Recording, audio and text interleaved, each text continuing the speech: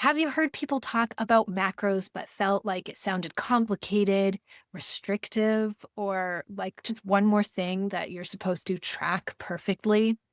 Understanding macros can help you lose weight. It can help you actually gain energy and get rid of your sugar cravings without crazy diets or shots. Macros are simply protein, carbs, and fat. And when you understand how they work and how they work together, it becomes so much easier to build meals that help boost your energy and decrease those cravings and balance hormones and blood sugar and help you ditch the weight for women over 40. So let's dive into what that actually looks like. So let's start with protein. Protein is a building block and it helps you build muscle, it supports your muscle. It helps you get rid of those cravings, whether it's sugar or just carbs in general. It helps support your metabolism, right? We always want a faster metabolism. We're always talking about that. You think, oh, my metabolism is dead, or it's I have a really slow metabolism. Well, protein's going to help that. And it also helps you feel satisfied so that when you have your meal, if you have enough protein in it, you feel satisfied enough to actually make it to the next meal without getting hungry in between. And then we have carbs. Carbs are not the evil thing that we've been taught they are. They provide energy. They help balance your mood. So you might notice that if you get hangry or you feel really moody when you get hungry, that sometimes has to do with your blood sugar or your carb level. Carbs also give us fiber if we choose the correct ones. So when we have vegetables and beans and lentils and we get fiber from those foods, they also come with carbs because they're connected. Carbs help with workouts. So if you are increasing your workouts, your movement, and your strength training, then yeah, we kind of need carbs for energy. They also help balance your blood sugar when they're paired correctly. And we'll get into that in a little bit. And then the third macro is fat. So that gives you satisfaction, meaning it helps you feel satisfied and full. And again, helps you to get to that next meal. And it also helps your hormone balance. We actually have to have fats in order to create hormones in our body. So during perimenopause and menopause, it is not helpful to go on a low fat diet because we actually want to support our hormones and not make it harder for our bodies to create those hormones. Fats also significantly help with blood sugar stability. So if you are noticing that hangry feeling or you're noticing some energy crashes, those are signs of blood sugar imbalance. That's a sign that your blood sugar is going on a roller coaster up and down when it shouldn't be. It should feel more stable. Well, fat is going to actually help you feel more stable. Fat also gives flavor. So when you buy low fat products, they have to add a whole bunch of stuff to the ingredient list in order to help that product have more flavor. So when we take the fat out, they put a whole lot of stuff in, not only flavor, but also mouthfeel or texture. Look at the back of a low fat or fat free mayonnaise, which that product is supposed to just be eggs and oil together, combined and emulsified. If you buy a fat free mayonnaise, you have to wonder then what is it made out of? Because it's supposed to, the majority of it is fat, it's oil. So they have to create a product using artificial ingredients so that it has the same mouthfeel and it has flavor. So they're going to be adding all kinds of things as well as sugar. So when you look at many low-fat products, they have to replace it with a lot of sugar in order to give it flavor. And then the last thing that fat does on this list is helps you to stay full. So again, that satisfaction, you're going to include fats in your meal, and then you're going to feel more full and satisfied throughout the day and throughout the night. So fats play a really, really important role. Okay, so after 40, you don't just need fewer calories. So protein, carbs, and fats, which are macros, are the things that make up our calories. They're the things that provide calories. And it's not about cutting calories. It's not about eating 1,200 calories or less. It's about creating meals that have the right balance of macros. We actually, after 40, we need better support. And we're going to do this by balancing these macros, these three macronutrients. Okay, so let's talk about protein a little bit. So, a simple goal is to get 25 to 35 grams of protein per meal as a starting place. This is a great place to be because that will help you get to the overall goal for the day. And we want to divide it up throughout the day because it's really hard to eat a large amount of protein all at once. It might make you feel too full, and it's just really difficult that way. So, if we divide it up, it makes it more doable. So, what are some examples of proteins that we might be familiar with? Chicken, fish, beef, dairy products, eggs. Those are all really easy protein sources. Now, you will get protein from vegetarian sources like beans and lentils, tofu, and they're still good sources of protein, but it's hard to reach the goal because they come with a lot of carbs at the same time. It's not impossible, but it definitely makes it a little trickier. So we want to see protein, we want to see that macronutrient at all of our meals. And so when people talk about, especially like trainers and people that are into fitness and they talk about their macros and balancing their macros, they're just talking about making sure that they get the right proportions at each meal. So typically for protein, I'm looking at when I look at somebody's plate, I'm looking for about a palm and a half size of protein, like say the chicken or the burger or the fish or the pork chop. You could also think of it like a deck and a half of cards. So if you imagine a deck of cards in your head and you're looking at your fish or your chicken, that's about the size. We want a deck and a half of cards on our plate. Another way to think of it as is a quarter of your plate would be the protein. Okay, one macro down. Let's move on to the next one. Carbs. They're not the enemy. They're not bad, but lonely carbs can be a problem. So lonely carbs mean that they're naked. They're not combined with the other two macronutrients, proteins and fats. When we have carbs completely plain on their own, like a bowl of rice or a mashed potato plain or French fries or candy, that is carbs on its own. That's plain carbs. And the problem with that is that it causes your blood sugar to spike. And that is going to cause more insulin to be released. And insulin is a fat storage hormone, and it tends to store the fat in our belly area. So the more we have carbs plain or naked, as I like to say, the more you're going to have weight gain and especially belly fat gain. So it's not that we need to go on a low carb diet. It's not that we need to be on a keto diet or Atkins, but we do need to make sure that we're pairing the carbs with proteins and fats. So if you're going to have the baked potato, we want to make sure that you've got a side of chicken or beef or something very protein heavy along with it. And we want to add the butter to the potato. We want the healthy fats. Or maybe it's a salad with some olive oil dressing. So also fiber, which is in the carbs category, is another way to help decrease that insulin or that blood sugar spike. So when we have whole grains versus plain white rice, the whole grains are going to give us fiber. Now they're both going to have carbs, but because the whole grains, like farro, I was just eating that this weekend. Farro is an ancient grain, kind of like barley, and it has a lot of fiber in it.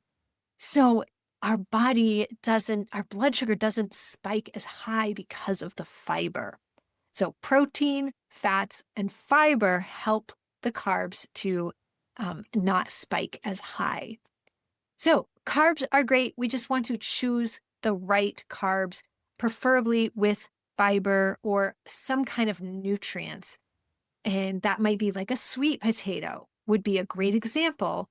It's yes, got carbs in it, but it also has fiber and a lot of vitamins that help to support our body. Another really good one is quinoa. I consider quinoa to be in the carb category. So that is sort of like a grain and it has fiber, but it has carbs, but it also has fiber and protein in it. Whole grains would fall into that category of healthy carbs. Trying to think what else. So vegetables and fruits would fall into this category. Now, vegetables are really low in carbs, but they are still in the carb category. They have a lot of fiber, and for the most part, most of them are pretty low in carbs. Fruits are higher in carbs, but also have a lot of nutrients and fiber and liquid. So they're also, your body is not going to have as much of a problem with that either. Let's see what else would be a great carb. Beans and lentils, right? Because they have fiber and protein attached to them, they're a great source of carbs because they're not just plain naked carbs. All right, now how much carbs should we have? An easy way to think of it is if you're looking at your plate and we want a quarter of the plate to be protein, then we could do a quarter of the plate to be the carb, whether it's potatoes, rice, maybe like a wild rice, so that has more fiber, and or a whole grain, or sweet potato, or a winter squash. Those are the types of things that would go into that carb section. And then the last one, fats. Let's get into that a little bit more. So, why low fat eating may leave you hungry? Because we already talked about the fact that fats help you feel satisfied and full. And it is such an important part of the macronutrients. Like I said before, it's important for hormones, for blood sugar balance. It's what our body needs to function. They're even talking about how important it is for our mental health and brain health, like preventing dementia and Alzheimer's disease. So we don't want to follow a low-fat diet. Number one, they put all kinds of crazy ingredients in the product in order to help it taste good and feel correct in our mouths. And then number two, we lose the benefits. Now, do we want to just go around eating any fat? No. Just like carbs, we want to be choosy. We want to choose the right fats. So that's going to look like the anti-inflammatory, heart-healthy fats. That's going to be omega-3s. It's going to be monounsaturated fat. It's going to be things like salmon and olive oil and avocados and avocado oil and olives. And I even consider butter, real butter, preferably grass-fed butter, to be a healthy fat. So we don't want to try and cut the fats out of our meal at all. That is not the goal here. If you are trying to lose weight, balance hormones, improve your blood sugar, these are the things that, increase your energy, then we actually want to have fats on our plate. So what would that look like? That would look like maybe putting that pat of butter on your potatoes, putting the olive oil or avocado oil dressing on our salad. It would look like having nuts and seeds. Those are a great source of healthy fats. Or maybe it's having a piece of salmon. That is another, of course, great source of fat. And if you've known me for a while, you know that I also love when women eat mackerel. So just open that can of mackerel and eat it right out of the can. It's actually a really great source of omega-3 fatty acids that's great for hormone balance, blood sugar balance, and heart health. So um, there's a lot of great sources of fats out there. We want to think about like maybe a thumb size amount with your meals. So, and that's very flexible because I would say a half an avocado is fine, but some people stick to a quarter of an avocado. So quarter to a half of an avocado, or maybe that much butter, or, and maybe you're getting some of the fats from the beef that you have on your plate, and then you can have a smaller amount of the butter. Maybe it's the olive oil. So that's like a tablespoon of olive oil on your salad or on your vegetables. So that's the best source. Now, we missed half the plate, right? If you didn't catch that, we said a quarter of the plate is protein, a quarter of the plate is carbs, and then we have our little thumb-sized amount of healthy fats. But what's the other half of the plate? The other half of the plate is actually vegetables. So I know I said that that was in the carb category, but we're talking about non-starchy vegetables. So the very low carb vegetables. So that's salad, zucchini, asparagus, bell peppers. Those are the types of things that would go on that last the second half of your plate. We want a lot of vegetables because that's going to give us fiber and nutrients. So what does a balanced plate look like? What I just said was a protein in a quarter of the plate. Produce is half the plate. The healthy fat is about a thumb size. And then the fiber rich carb is about a quarter of the plate. So let's talk about some examples. What does that look like? Eggs and avocado and berries. So if you think of your breakfast, you want, again, we're looking for 25 to 35 grams of protein. So we want several eggs there. So it could be eggs, and then the avocado is going to give you both carbs and healthy fats. The eggs, of course, gives you protein and healthy fats if you include the yolk. And then the berries are going to give you fiber and antioxidants and some more carbs. Or Greek yogurt and chia seeds, nuts and berries. So you can make a little yogurt bowl. You're getting lots of protein from the Greek yogurt plus more from the nuts. You're getting healthy fats and fiber from the chia seeds, and you're getting antioxidants and nutrients and fiber and carbs from the berries.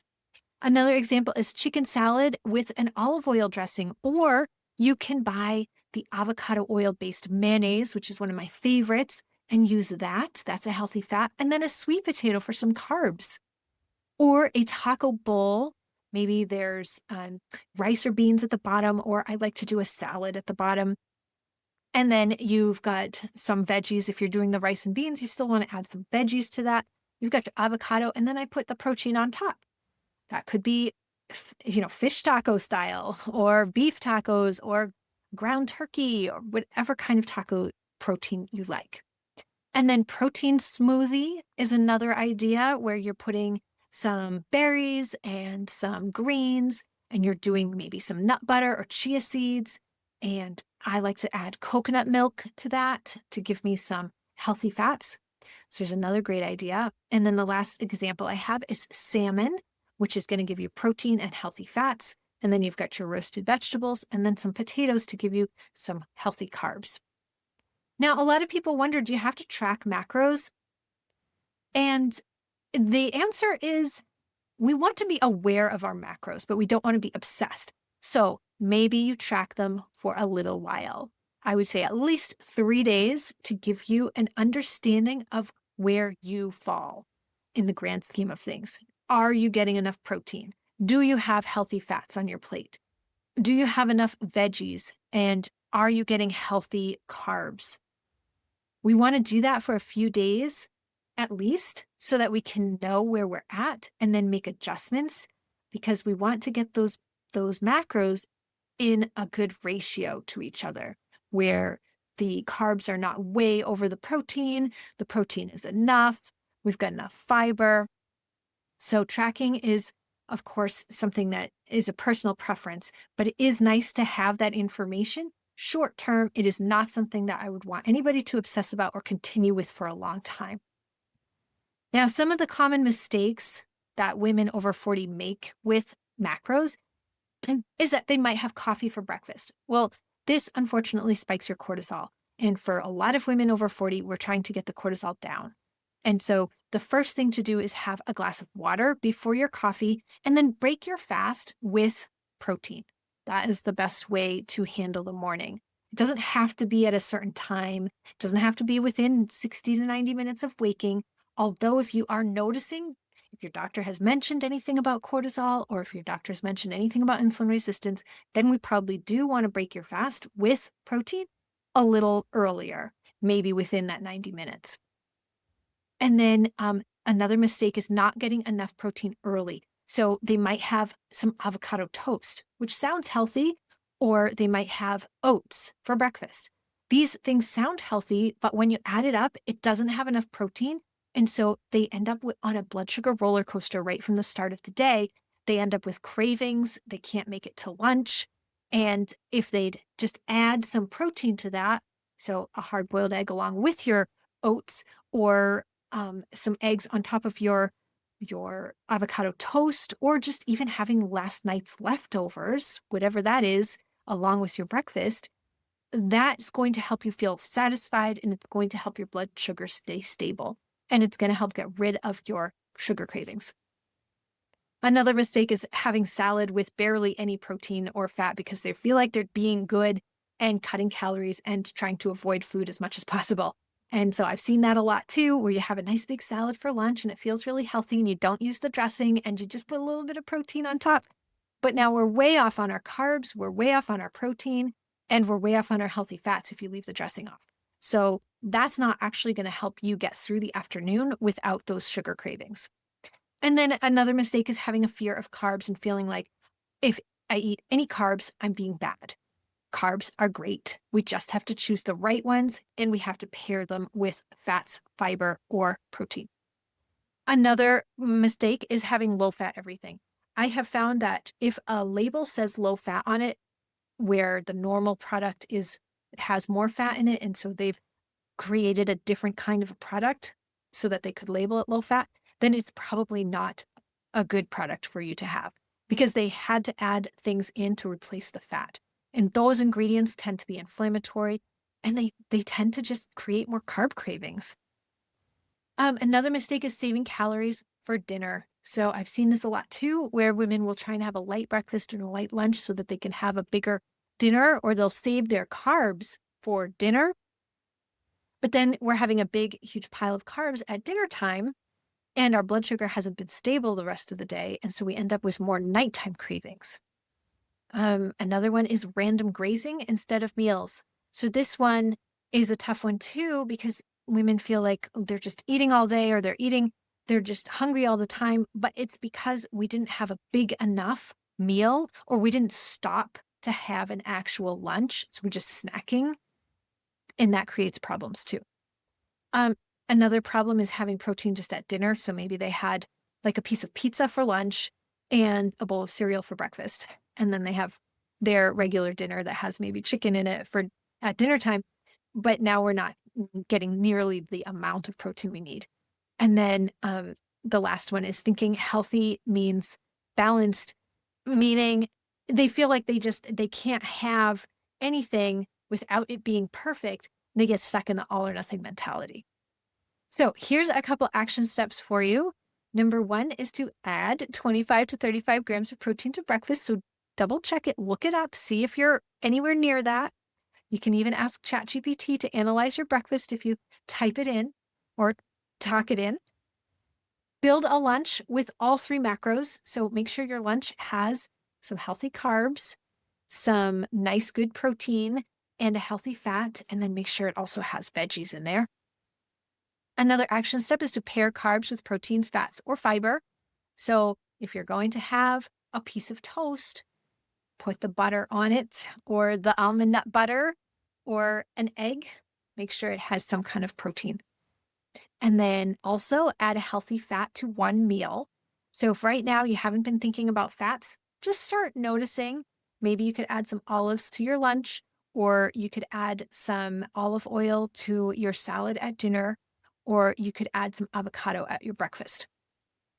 And notice cravings and energy. Start taking note of it, track it, and see, do you have an afternoon energy crash?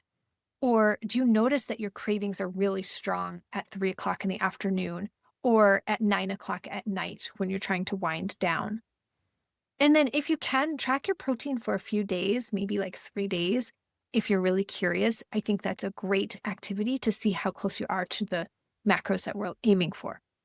So if losing weight feels harder after 40 and you're frustrated because of the low energy, the afternoon sugar cravings, and the mood swings, it doesn't mean your body is broken or against you. It just means that your old strategy may not be working for you anymore. The things that worked in your 20s may not be working anymore because your body has changed.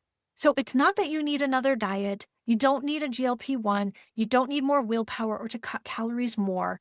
You just need a strategy that actually supports hormones, blood sugar, and inflammation, as well as your metabolism and your sleep and stress and just real life in general. This is exactly what I teach inside my Lose It for Good program. And right now, the doors are open for a short time. So if you want to find out if this is the right next step for you, book your free 15-minute connection call with me. The link is going to be in the description under this video. And don't wait to take action because the space is limited and the doors are not going to remain open for long. So you've got this. I'm rooting for you. Thanks for watching.